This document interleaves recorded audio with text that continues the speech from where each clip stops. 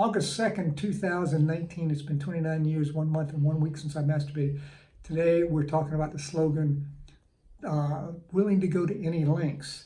And this comes from page 58 of the big book of Alcoholics Anonymous, the most read piece of literature in all of 12-step. It's read on the hour, every hour, 24 hours a day, in all 195 countries in the world. Just round the clock. It's the most important piece of literature, the greatest revelation about this part of God that heals addicts that's ever been done. Bill Wilson created it in May of 1939 when he wrote the big book of Alcoholics Anonymous, and he wrote the steps. Willing to go to any lengths means that, see, what happens with the addict or the addiction is you say, well, you know, I'm not going to drink, but I'm not going to go to meetings. Or I'm not going to drink, but nobody's going to tell me about God.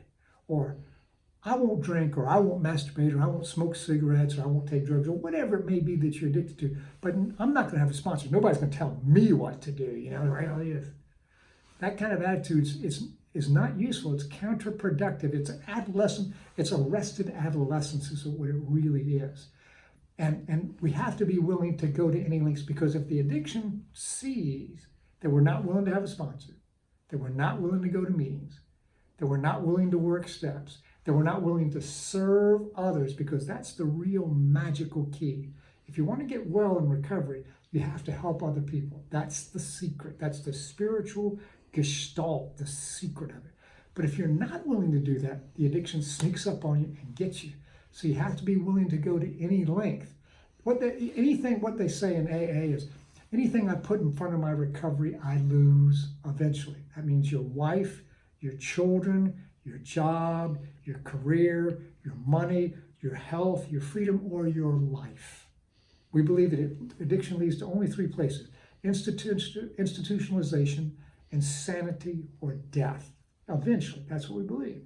So in order to counteract those very dire consequences, we have to be willing to go to any length. And so you have to ask yourself, am I failing? Okay, be honest, I'm failing. Am I willing to go to any lengths? And if I'm not willing to go to any lengths, am I willing to change my mind? Or am I willing to be willing to change my mind? Because you've got to be willing to put this first, or it's going to get you. And life will become unmanageable, and institutionalization, which means jails, or it means hospitals. Insanity, which means two things. It means doing the same thing over and over, expecting different results, or losing perspective. That's what we define as insanity, or death. And typically that's suicide. In the last 31 years, I've buried 14 people that I've known myself, and every single one of them was a suicide. Because people get depressed when they can't stop addiction, and depression eventually, unabated, that's one of the places it leads to is suicide.